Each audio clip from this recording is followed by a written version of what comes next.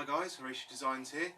It's been a while since I've done a video. It's over here in the UK the weather's been a bit crap. We've got a bank holiday weekend now, 4 days off, and it's done nothing but rain so far, so I thought I'd get in and do some videos for you guys. One of the things I've been looking at recently is quadcopters. I started off, I've ended up spending quite a bit of money getting somewhere where it's starting to be a bit more fun now. So I thought I'd show you guys some of the things I've done so far so you can get an idea for it and hopefully not make some of the mistakes I did. We'll start off with the frames, and the first frame I bought was the X450 frame. I got this off of eBay. It's about £30. It's actually a really good frame, nice and sturdy.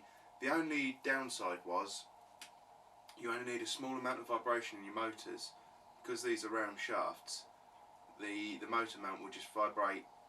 You hardly even notice it until one day you're flying and the actual motor just drops off and hangs down by its wires. This happened to me. The quad doesn't fly on 3 props, and it nearly took out a couple of my mates at the same time as well. So it can be a little bit dangerous and a bit expensive when it comes to going through lots of props. But like I say, good frame, just a bit of a downside with the mounting points. Hopefully, if someone can think of a way around that, that'd be a cracking little frame. I then went on and built a completely custom frame. Just a bit of square section aluminium mounted up, and a small CD spindle to keep all the electronics dry, and for the pressure sensor, but I'll talk about that with the boards. So this is just completely homemade. The good thing was with the aluminium, if you come down for a heavy landing, these aluminium bars here do take some of the strain. As you can see, they're a little bit bent. You just bend them straight again, so it's good little shock absorbers on those. I then moved on to the F450 flame wheel design from DJI. I decided on this after watching a video of them putting this frame through some punishment. Now it isn't as strong as they show you. I have actually cracked it when went a bit out of control the other day and landed fairly heavily. But with that said, I'm actually quite happy with this. It's a good frame, so I definitely recommend that.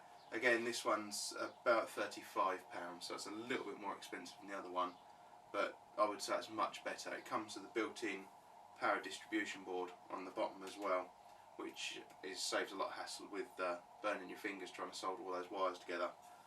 So they've definitely been my favourite frame so far. Moving on to the control boards, or the flight controllers, I started off with the KK controller from Hobby King. It's still got my receiver attached to that. It's actually a surprisingly good board. Be careful, because if you put the 4.7 firmware in it, there's a lot of people having problems with it just not flying, me included. I ended up buying 2 of these boards thinking I had a faulty one. It turned out that the 4.7 firmware just, I don't know whether it wasn't compatible with speed controllers or what. I think it was the speed controllers. I went down to firmware 2.5 and everything worked fine. So it's a great board, not massively stable, but a really good place to start with.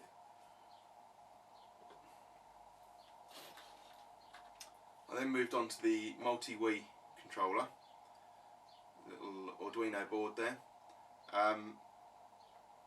It seems okay. If you like tinkering, especially if you no software, if you're good at C, you probably have a lot of fun with this. I found it a little bit difficult to get it flying well.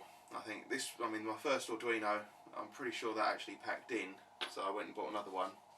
I designed my own circuit board with a header for mounting to a second board that I put a logic level converter, a pressure sensor, which is what I was saying about the CD case on this one, just to make the pressure a little bit more even. If you get wind blowing across these, it sends them crazy. And also a 3-axis compass.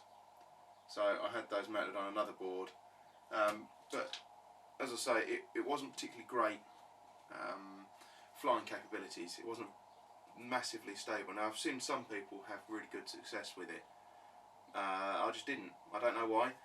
I did think towards the end maybe because I've got the the Wii Motion Plus and the nunchuck mounted between two pieces of 9mm Depron to try and take the vibration out, and I wonder if that was a little bit too solid and transmitting too much vibration through.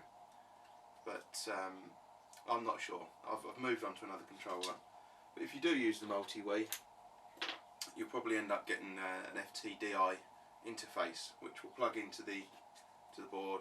It interfaces with the Arduino serial board, and it's got a little USB connector. So when you use the config device for the multi-Wii, it will allow you to tune the PID and see some debug of what angle everything's at.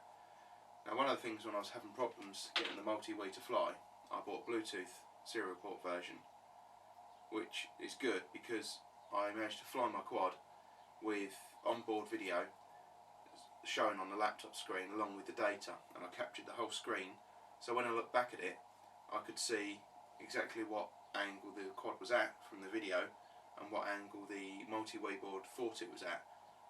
That was when I started seeing a lot of discrepancies and decided that maybe the multi-Wii wasn't the controller for me. I then moved on to the one I've currently got mounted. Probably can't see it, it's just in the middle there, a little white with a red label box. It's a DJI NASA controller. Now if you look on the internet, on YouTube, there's some videos of some guys flying this, and it looked amazingly stable, so I thought I'd give it a go. And I've been flying with it for a few days. It's been very windy here, but it's handled it perfectly. It's absolutely rock solid. At the moment I'm flying it in attitude hold mode. I've found it's a little bit difficult to control, a little bit twitchy in normal mode. And it might be because I'm still quite new to the quadcopters, but it just seems to me that I think I'll keep it in attitude hold mode. Certainly make it better for the videoing as well. So I'll just show you the quad I've got at the moment. I've got the NASA controller in the middle.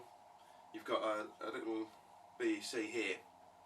Now there's a super bright 3-colour LED on that, and it tells you what mode it's in. It warns you when the battery voltage is getting low, those kind of things. So that's really helpful, and that's where your USB interface is to program it as well. I have my receiver just mounted on the side here. Underneath I have my OSD, and just on the top here is my Video TX, and I made a small balsa frame for the FPV camera, and with that on top of that I actually changed the lens on the camera. I believe this is f3.5 now, just so that the viewing angle is enough to keep the two prop nuts in, and it just allows you when you're flying FPV to have a bit more awareness of the width of your quad, and it gives you a bit more depth perception. If you can see something, you know how far it is. Gives you a bit better depth perception for further out as well. So I'd definitely recommend a nice wide angle lens on the FPV camera. And that's about it. I think to surmise, if you want to get into quads, if you're definitely going to like it and you've got some money, I'd recommend going straight to this. Get yourself the NASA controller. The frame isn't so important, but that NASA controller makes a lot of difference.